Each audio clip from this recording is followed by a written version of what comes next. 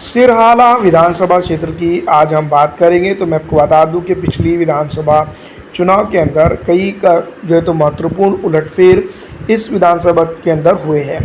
मैं आपको बता दूं कि 2019 से लेकर अब तक के अगर 9 से लेकर लेकिन अब तक की अगर हम बात करें तो कई उतार चढ़ाव हमने इस विधानसभा के अंदर देखे हैं।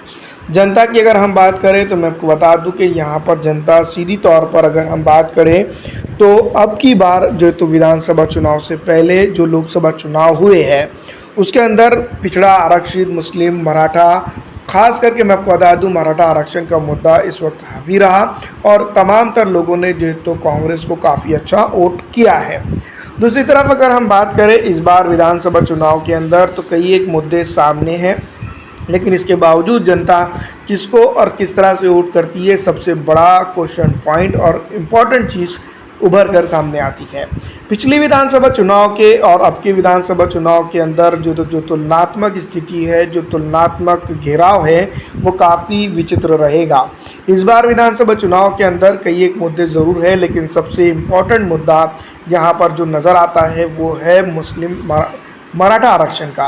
वैसे तो मैं आपको बता दूं कि असल मकसद जो है तो या असल दरकिरार जो है तो पूरे महाराष्ट्र के अंदर आरक्षण की तो देखा जाए तो मुसलमानों को है। कई एक सेक्टर के अंदर मुसलमान नाम मात्र भी मौजूद नहीं है, जिसके चलते मैं आपको बता दूं कि यहाँ पर जो तो हाईकोर्ट ने भी जो तो राष्ट्रवादी कांग्रेस और कांग्रेस के जो फैसला था उसको बरकरार रखा था, लेकिन आगे चलकर दोस्तों मैं आपको बता दूं कि इसके ऊपर अमल आवरी जो तो स्टेट गवर्नमेंट ने नहीं की थी। जब देवेंद्र फडणवीस की सरकार आती है उसके बाद मैं आपको बता दूं कि कई एक बार जो तो मुस्लिम आरक्षण की बात उठी, लेकिन ये काफ़ी हद तक के कामयाब नहीं हो पाई।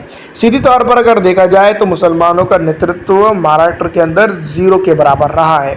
इस बार मैं आपको बता दूं कि यहाँ पर विधानसभा चुनाव की अगर हम बात करें, मुस्लिम पिछड़ा आरक्षित समाज सीधी तौर पर कांग्रेस गठबंधन के पीछे खड़ा होता हुआ और जमा होता हुआ नज़र ज़रूर आ रहा है। लेकिन कांग्रेस उमूमी तौर पर यही करती है कि मुसलमान पिछड़ों की वोट लेती है, लेकिन उनको नेतृत्व के बारे में या नेतृत्व की अगर बात आती है जब तो 0 कर देती है। इस दफ़ा हमने देखा विधान परिषद के अंदर क्या हाल हुआ।